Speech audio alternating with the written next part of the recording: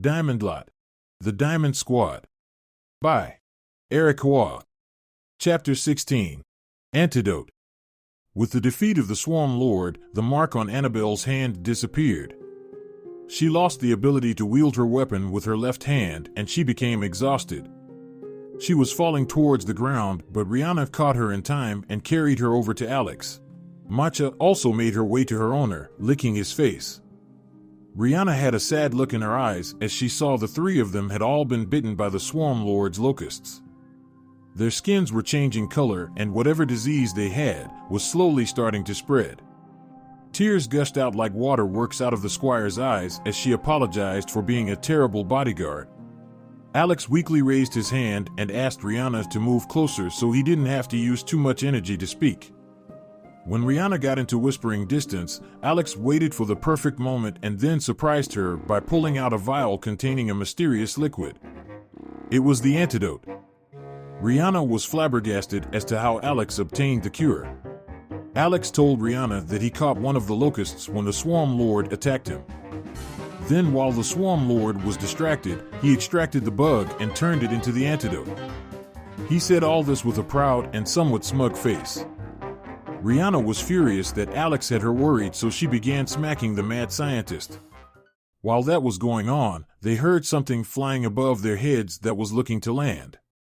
They saw a griffin that had a rider on it, and he was darting towards where Nathan was lying down.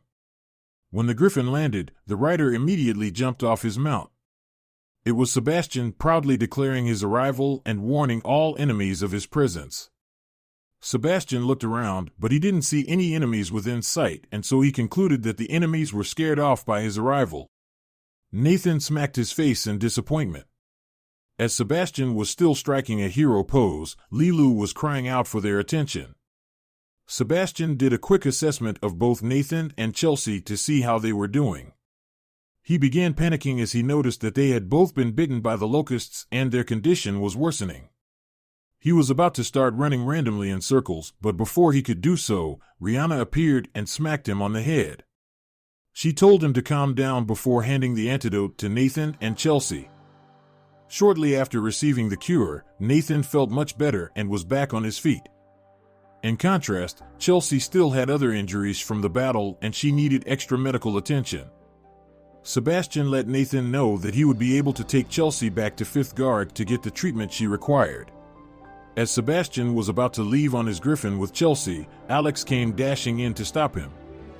The mad scientist was requesting for Sebastian to take Annabelle back to 5th Guard for medical treatment as well. With a smile on his face, he agreed. They got Annabelle onto the griffin and they were on their way back to 5th Guard. That left Nathan, who was standing with Alex and Rihanna. With the town of Anjin hit hard by the Swarm Lord's invasion, Alex vowed to stay around and help as many survivors as he can. Rihanna would stay as well and continue as her duty as the mad scientist's bodyguard. After that, they would meet everyone at 5th Guard to join in the resistance against the Mad King.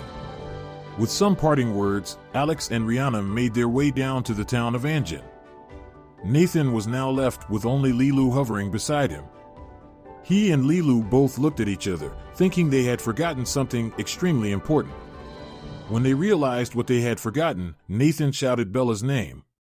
He remembered that she was struck with an attack similar to what Chelsea had sustained, which meant she needed extra medical attention along with the antidote. Alex hadn't gone far, so he could easily catch up to him, but Sebastian was probably a long way out by now. Nathan was now full of worry, and his first thought was to rush to where he remembered seeing Bella. When he ran to the place where he thought he would find her, she was no longer there. The level of panic was ever increasing, but as he turned around, he smacked into someone. He was about to apologize to the person until he looked up and saw Bella. Nathan was still in panic as he grabbed onto Bella's arm.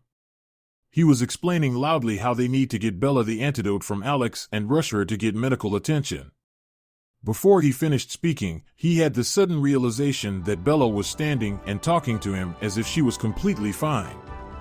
He was dumbfounded, thinking he must be imagining things. Bella asked if Nathan could let go of her arm, and he snapped out of his thoughts and complied. Leeloo then flew into Bella's arms and gave her a big hug. She then began to make her way towards their next destination while Nathan was still standing in disbelief. After a moment, Nathan ran up to catch up with Bella. She then asked him about the whereabouts of Chelsea, Alex, Annabelle, and Rihanna. And along their way to the next destination, Nathan updated Bella on everything that had happened while she was unconscious.